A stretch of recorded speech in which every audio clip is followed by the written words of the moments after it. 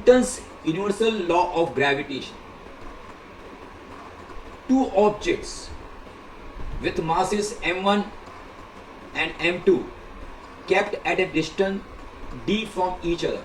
So we can have two objects. This is the first object and this is the second object. Let the mass of the first object be m1, let the mass of the second object be m2, and they are away from each other with a distance d. The first object will attract the second object with a gravitational force F. At the same time, the second object will attract the first object with a gravitational force F. Mathematically, the gravitational force of attraction between these two bodies can be written as force directly proportional to product of the masses of these two objects and inversely proportional to square of the distance between them. It means the masses m1 and m2 are in product and they are in numerator. So force and masses are in direct proportion. If mass of any of the object increases, force will increase. This force and the distance are inversely proportional because the distance is in the denominator. It means if distance increases, force will decrease. Now this proportional sign can be replaced by equal sign with a constant capital G, and this G is called constant of proportionality and is been given the name universal gravitational constant. So F equal to G m1 into m2 upon d square. So we have the definition: gravitational force of attraction between two bodies is directly proportional to product of the masses and inversely proportional to square of the distance. So this definition is very important from exam point of view. This formula is also very important for exam point of view. Now, if the mass of any object or any one of the object is doubled, the force between the two objects also get double. It means if any of the mass is doubled, then the force will also get double because force and mass are directly proportional.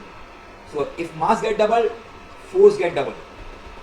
Second point, if the distance is doubled, the force decreases by a factor of 4.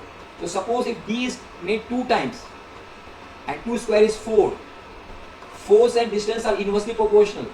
So if the distance is doubled, the force will be decreased by 4. So if distance increases by 2 times, the force decreases by 4 times. We can have one more definition: the center of mass of an object. Let us suppose any object of any shape and let this point be the center of mass. So here we can imagine that entire mass of this object is concentrated at this particular point. So this point will be termed as center of mass. Now center of mass of a spherical object. Let us take one spherical object. This center of the sphere will be considered as the center of mass, or you can say in other words, this geometrical center is nothing but what? Center of mass of this particular sphere. One more point to be noted: the center of mass of any object having uniform density. If the density is uniform, then its centroid will be the center of mass. Let us derive the formula for centripetal force. Centripetal force is universally proportional to the square of the distance between the planet and the sun. That is inverse law of gravitation. Now, if a planet is having mass m, having velocity v, and its distance from the sun is r, and is revolving around the sun in a circular orbit in uniform circular motion, then the centripetal force acting on the planet toward the sun is given by F equal to mv square upon r. यानी सन आपका है और एक planet सन के बाजू में एक circle में घूम रहा है. सपोज करिए कि प्लैनेट का मास m है, उसका वेलोसिटी v है और सन से प्लैनेट की दूरी r है. तो सन अपनी ओर अट्रैक्ट करता है प्लैनेट को, जिसको आप कहते हैं सेंट्रीपिटल फोर्स. और वो सेंट्रीपिटल फोर्स का फॉर्मूला है F equal to M V square upon R. Again, speed of the planet can be expressed in terms of period of revolution t as follows. Planet जो सन के बाजू में revolve कर रहा है, यानी जो गोल घूम रहा है, तो उसका स्पीड का एक फॉर्मूला है v equal to distance travelled upon time taken. तो यहाँ डिस्टेंस क्या ट्रैवल किया, सन के बाजू में गोल घूम रहा है. जब गोल घूमता है तो हम उसको कहते हैं सर्कमफ्रेंस.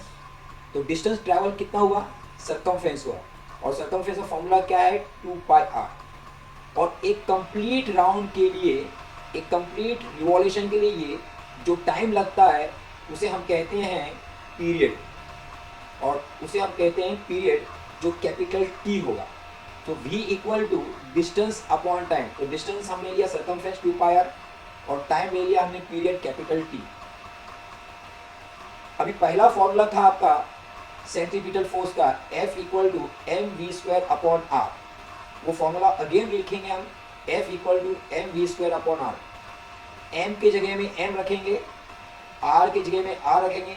ये जो v है, ये जो आपका v है, वो ये ऊपर वाला v का जो वैल्यू है 2πr अपॉन टी, उससे रिप्लेस कर देते हैं. तो v के बदले में हम लिख रहे हैं 2πr अपॉन टी और बाहर हमने स्क्वायर ले लिया.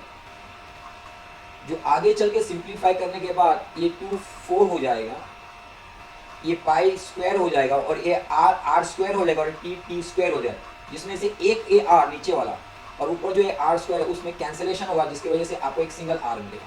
तो यानी आपको वैल्यू मिल गया F equal to 4m pi square R upon T square. अभी हम ऊपर और नीचे मल्टीप्लाई एंड डिवाइड करेंगे आर स्क्वायर से. तो जब आर स्क्वायर से मल्टीप्लाई करते हैं, ये आर स्क्वायर आर क्यूब देगा और नीचे एक आर देगा आपको. तो यहाँ पे आर क्यूब आ गया और थोड़ा सा एडजस्टमेंट लेते हैं, टी स्क्वायर को यहाँ लेते हैं और आर स्क्वायर जो नीचे तो इस साइड लेते हैं. तो ये R cube upon T square क्या है सर, ये R cube upon T square according to Kepler's law. कहने का मतलब ये है कि T square upon R cube के रहता है ये इनवर्स में. तो के आपका सीधा नीचे है, तो इसके बदले में हम नीचे की ओर में के ले लेंगे. अच्छा, और आगे देखते हैं 4m पाई स्क्वायर के. ये जो टर्म है, ये वाला टर्म, ये कांस्टेंट है. 4m पाई स्क्वायर अपॉन के ये कांस्टेंट है.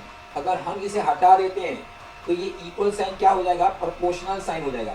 यानी F equal to proportional to 1 upon R square, क्योंकि r आपका नीचे. तो F is inversely proportional to R square हो जाएगा, क्योंकि आर स्क्वायर आपका डिनोमिनेटर में. F is inversely proportional to R square. So centripetal force, यानी ये है आपका centripetal force, is inversely proportional to, ये inversely proportional square of the distance. ये r क्या है, आपका प्लैनेट का डिस्टेंस सन से कितनी दूरी में, वो डिस्टेंस बता रहा है. तो centripetal force is inversely proportional to square of the distance between the planet and the sun. High tides and low tides. We know two bodies attract each other due to gravitational force. Here, Earth is attracting the moon, and at the same time, moon is also attracting the Earth.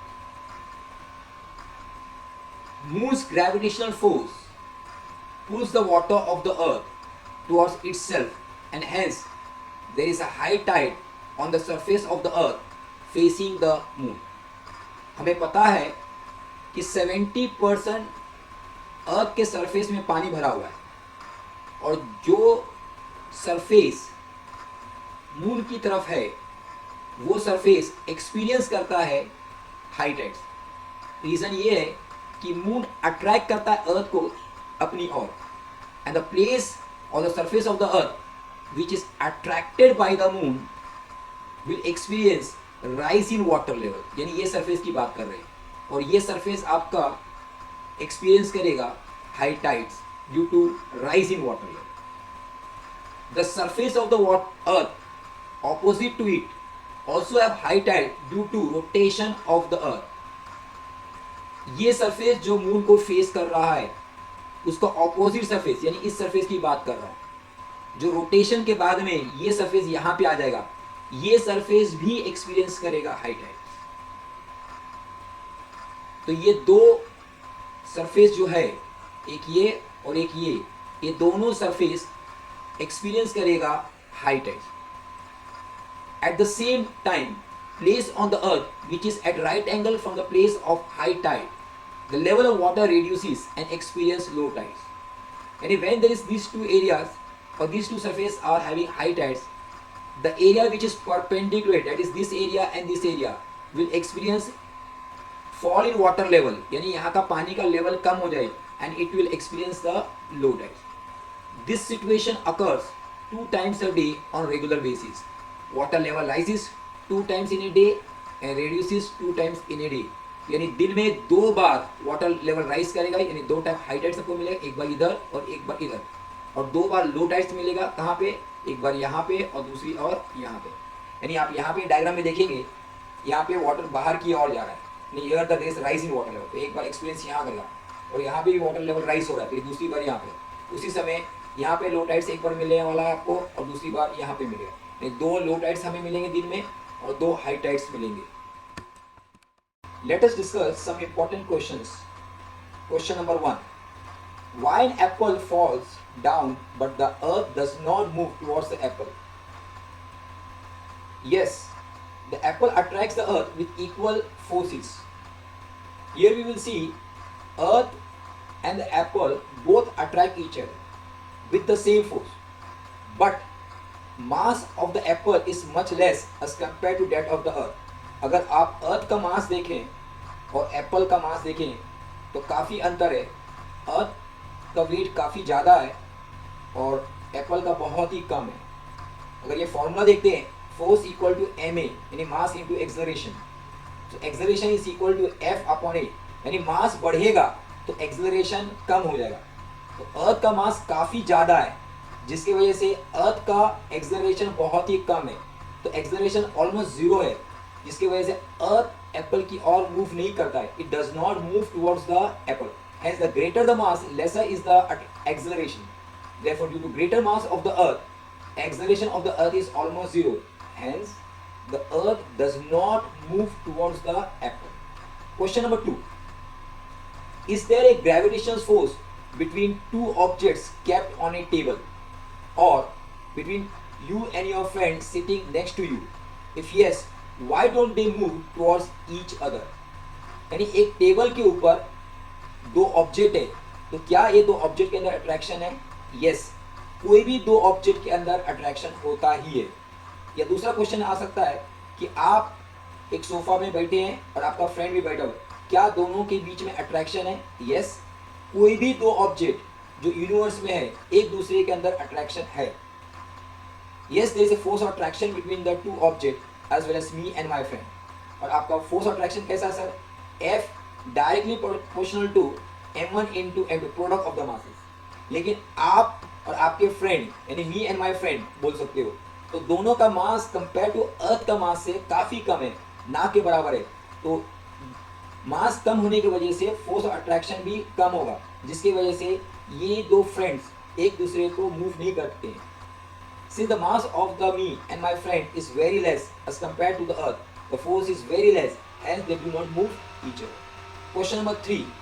Will the velocity of a stone thrown vertically upward, यानी एक पत्थर को आप ऊपर फेंकेंगे remain constant, यानी एक पत्थर को आपने आसमान में फेंका तो क्या उसका वेलोसिटी हमेशा सेम रहेगा कि कम होगा कि ज़्यादा होगा? और will it change with time, या समय के साथ उसका स्पीड बढ़ेगा या घटेगा? Why doesn't the stone move all the time, stone ऊपर ही क्यों नहीं जाते रहता है बल्कि कुछ समय के बाद में वो स्टोन वापस क्यों आ जाता है?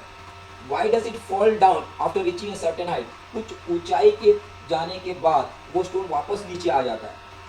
What does its maximum height depends on, तो ये अलग अलग क्वेश्चन है। Let's see, when we throw a stone vertically upward, एक पत्थर को आप डायरेक्ट ऊपर फेंक रहे हैं, gravitational force of the earth tries to pull it down and reduces its velocity. Yes, जब कोई भी चीज को आप ऊपर फेंकते हो तो अर्थ का जो ग्रेविटेशनल पुल है, जिसको हम ग्रेविटी बोलते हैं, वो नीचे की ओर खींचता है, जिसकी वजह से जो स्पीड से आपने स्टोन को ऊपर फेंका था उसका स्पीड कुछ समय के बाद कम हो जाए, क्योंकि अर्थ क्या कर रहा है कि उसको नीचे की ओर खींच रहा है। It is trying to pull downward, that's why speed slowly goes down. Due to the constant downward pull, the velocity becomes zero. और कुछ समय के बाद उसका वेलोसिटी जो ऊपर जा रहा था उसका स्पीड कम हो के जीरो पे आ जाएगा। The pull continues to be exerted and the stone start moving vertically downward toward the center of the earth under its influence. तो पहला स्टोन बहुत स्पीड में जा रहा था, अर्थ के ग्रेविटेशनल पुल की वजह से उसका स्पीड कम हो गया, फिर उसके बाद में नेक्स्ट स्टेज में स्पीड जीरो हो गया। अब स्टोन ऊपर नहीं जा रहा बल्कि रिवर्स यानी नीचे की ओर आ रहा है, बिकॉज ग्रेविटेशनल पुल लगातार उस पर अप्लाई हो रहा है। तो पहला स्पीड कम किया, फिर जीरो किया, फिर स्टोन को अपनी ओर खींच रहा है, यानी स्टोन वापस आ रहा है। More the velocity of the stone, more the height it can, जितना जोर से आप फेंकते थे, यानी whatever speed you must have accordingly it will reach to that height. तो more the speed, more the height it will reach. Question number 4. The moon and the artificial satellite orbit the earth. The earth attracts them towards itself, but unlike the falling apple, they do not fall on the earth. Why?